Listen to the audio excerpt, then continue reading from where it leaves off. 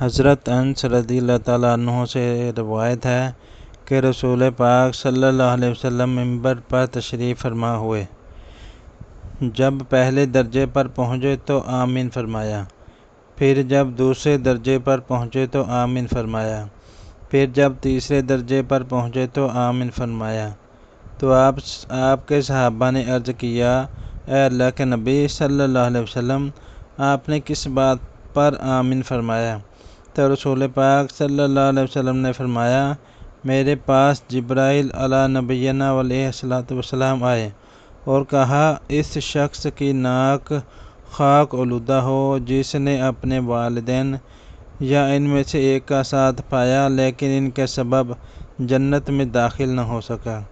تو میں نے آمین کہا۔ پھر حضرت جبرائیل علیہ الصلوۃ والسلام نے کہا، اس شخص کی ناک خاک آلودہ ہو جس نے رمضان شریف کا مہینہ پایا لیکن اس کی بخشش نہ ہو سکی۔ تو میں نے کہا آمین۔ پھر حضرت جبرائیل علیہ الصلوۃ والسلام نے کہا، اس شخص کی ناک خاک آلودہ ہو جس کے پاس آپ کا ذکر ہوا اور اس نے درود پاک نہ پڑھا۔ تو میں نے کہا آمین۔